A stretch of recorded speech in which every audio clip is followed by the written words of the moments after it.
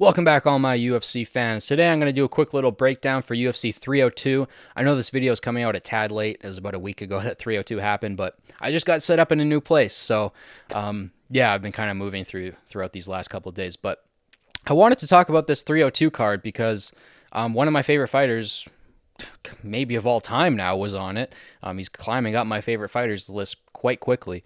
And I thought it was a brilliant performance. So I'm going to talk about the Islam Poirier fight at the end. I'll talk about Kevin Holland's fight and the Sean Strickland fight briefly, but the rest of the card I'm not going to talk about today just because, I mean, if I'm being honest, and you guys can let me know down in the comments if you guys disagree, but I think it was a bit of a lackluster card up until those last three fights. It was pretty much all decisions the whole night. I think there was 3 stoppages the whole night, and they were all submissions. I'm pretty sure I'm correct on that. But yeah, let me talk about the Kevin Holland fight real quick. So that one ended in the first round relatively quickly. The Polish guy looked good for a couple of seconds. I'm not going to try to say his name because I butchered it in my predictions video. But the Polish guy looked pretty good for a while until it went to the ground, obviously. And then Kevin Holland, I mean, his ground game is improving every single fight I see him in. When people were saying, Kevin Holland's a legit black belt, me and quite a few other fans were a little bit questionable about that. But now he's starting to pile together a couple submission wins on his resume, first round submission in this case too, and it looked brilliant. I mean, the way he threw that armbar on was absolutely clean technique, and it was kind of cool. It was this cool moment where he's like looking at the Polish guy and he's like kind of talking to him and the ref at the same time, and he's like, "I'm gonna break your arm if you don't tap. Like, I have you in an armbar here. You should probably tap." And the Polish guy was like, "Nope." He was, too tough for his own good. And Kevin Holland, you could see him lean on it and snap it, and he completely broke his arm. And that kind of sucks to see because it's going to take that fighter a bit to recover from that, and it's all because he was a little bit too prideful in the moment. But it was kind of cool to see Kevin Holland throw that submission on, check with the guy, be like, "Yo, I can break this if you want me to," and then he did it. Anyways, I thought that was a cool moment. But getting into the Sean Strickland and Costa fight, I was going to not talk about this because it was kind of a boring fight.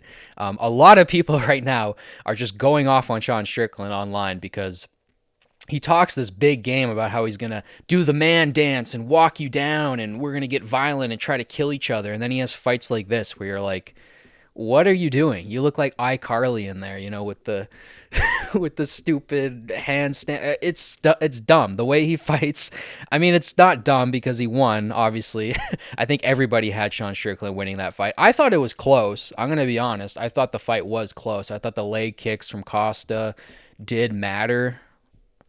Again, how do you know?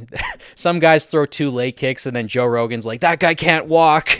He's completely compromised. And then other times guys throw 50 leg kicks and Joe Rogan says nothing and the rest of the fight fans say nothing. So I don't know. I don't know what value leg kicks have. Some people think they're super valuable. Some people don't, say that they're not valuable at all. So I don't know.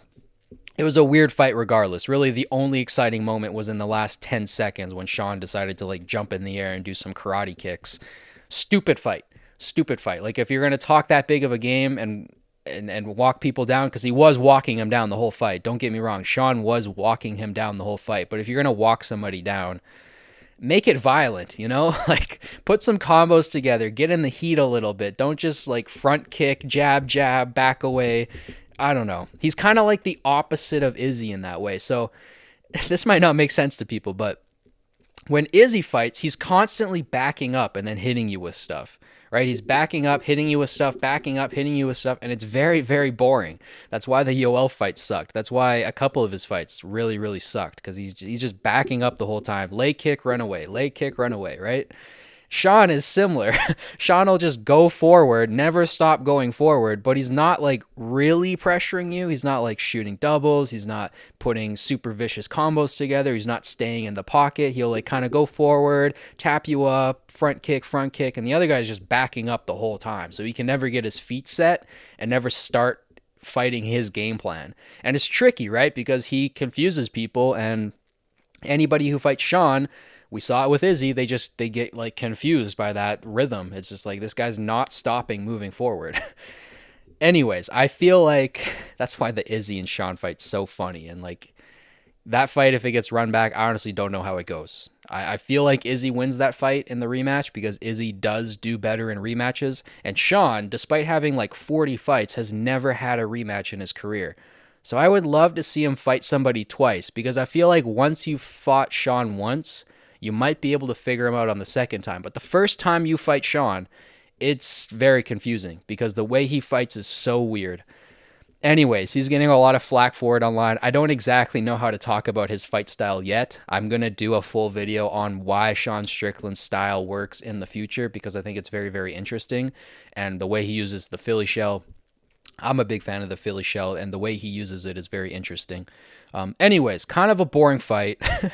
Costa and Strickland. I thought it was going to be, kind of a war, but Sean Strickland ended up just setting a pace and then, you know, I mean, you guys watched the fight. It was whatever, right? But the main event, you want to talk about somebody who actually fights like Sean Strickland talks. Poirier is that guy. Sean Strickland says, I'm going to walk you down. We're going to have a war. We're going to bleed. We're going to try to kill each other. That's what Poirier does. That's not what Sean does. Anyways, Poirier and Islam, man. Going into this fight in my prediction video, I said two things that I thought at the time were going to get me some flack in the comments and were probably some divisive takes. One of them, the less divisive one, was that Islam Makhachev is a better freestyle wrestler than Khabib. I said that in my prediction video. Now, I'm not saying that overall his wrestling's more effective or anything like that. I'm just saying in freestyle wrestling, I think Islam is the better freestyle wrestler. And I think that actually showed in this fight. I'll kind of get to it more at the end, but that sweep he hit him with at the very end of the fight it's that kind of stuff that makes me go, that's why I think he's a better technical wrestler on the freestyle side, at least, than Khabib. And that was one of my hot takes. The other one was that Islam Makhachev might be the best boxer at lightweight. And I don't know if anybody called me out for that comment, but at the time, like, it felt weird coming out of my mouth because I'm like, okay, he's fighting Dustin Poirier. Dustin Poirier outboxed Max Holloway. And like those two are like very often considered the two best boxers in the sport, Holloway and Poirier. So I'm like, it feels weird saying that he might have better boxing than Dustin Poirier because we've seen Dustin Poirier's boxing for so long. He uses that reverse guard. It's beautiful. There's so much about Dustin's boxing that's just on point and fun to watch. But I have to admit, like, even though I made that call going into the fight, I was very, very, very surprised to see just how good of a boxer Islam was in that fight. It blew me away. Not only was he outboxing Poirier basically the entire fight, but he didn't even look half as good as he could have been. Islam Makhachev was dealing with a staph infection during that fight, and it showed. He looked labored from the shoulders down. So when you rewatch the Islam Makhachev Poirier fight, his punches look pristine from the shoulders out. From the shoulders out, everything looks perfect. But from the shoulders down, he looked like his feet weren't quite under him. So the fact that he was able to outbox Poirier with that staph infection blows me away. And his boxing was clean, man. I mean, I know Poirier landed his shots too, and we'll get to that, but that boxing was clean by Makhachev. So let's go a little bit through round by round. Hopefully my memory serves me well, but I believe in the first round, Islam kind of outboxed him in the first minute, and then the last 4 minutes, Islam took him down and he was chasing the back, but Poirier was defending brilliantly. Not only was he tucking his chin, fighting the hands, but he was bridging too. He was doing everything you possibly could to defend from the rear naked choke, and he did it brilliantly. That was, if you want like a 101 of how to defend a rear naked choke, you can watch that first round of Dustin versus Islam, and everything's there. Dustin defended beautifully. Like, Islam should have gotten that choke there, but there's nothing that you can do when your opponent defends absolutely perfectly. So I thought Islam looked great in that round. I thought it was a 10-8 round for Islam. And then going into round two, we saw a little bit more from Poirier. From this point on, I can't tell you exactly what happened in every round. I know round 2 and round 4, some people scored for Poirier. I didn't. I thought Islam won all of the rounds, but I can totally see why people thought Poirier won a couple of the rounds. And there's two reasons why. One was the elbow. So the elbow that cut Islam on the forehead, really the only damage that Islam sustained was that cut. It was a brilliant elbow, I will admit, but I don't think that that elbow is enough to win you a round, especially when the cut's high on the forehead. That wasn't really affecting Islam's vision too much. So that aside, the body punches. So when Islam was clinching, he was doing a double collar tie, right? Like a full tie clinch. And when you do that, you leave your body completely open. So Poirier was just swinging on the body, and it looked great. Like if you were a fan watching it, it looked good. It was like, damn, like he's lighting the body up right now. But if you listen to the post-fight press conference with Dustin Poirier, he said himself that when he was in the open, when they were separated, he was hitting Islam with body shots that he felt were going through and that he felt were hurting him a bit. But when they were in the clinch and he was throwing those tight body shots to the side, he said none of those were penetrating and he didn't feel like they were doing any damage. So even though they looked cool, they looked really clean, they weren't doing much. So I know that that's like retrospect after the fight, but it is something to consider when we look back on this fight, that those body shots weren't doing the damage that they looked like they were doing. And then, Islam, like I said, just the boxing was so clean. I mean, I don't think like, he could outbox Ilia Topuria. I mean, then again, I don't know. I really don't know. But I thought the boxing there was just outstanding. I mean, he's really starting to put the striking together in a way where he's starting to become one of the most terrifying strikers at lightweight, which is scary to say because he's already the most terrifying guy on the ground at lightweight. There's not another guy at lightweight who I'm more terrified of on the ground. I mean, look what he did to Charles. If you threw Gamrot in there, it would be a similar situation. I know some people might say, well, Arman had a close fight with him, and Arman was a lot younger at the time, and that is something to consider. Arman Sarukian, when he fights Islam, I know he said he's not going to wrestle him recently, but that's one guy who I feel like can occasionally get the better of the wrestling exchanges with Islam. If you watch their first fight, Islam still wins the majority of the exchanges, but there are positions at times that Arman out wrestles Islam. But aside from him, Islam is the most dominant grappler at 155, probably at 170 or 145. He's the most dominant grappler in his neighboring weight classes too. But now he's starting to become one of the most terrifying strikers at 155, and that spells ruin for the rest of the division.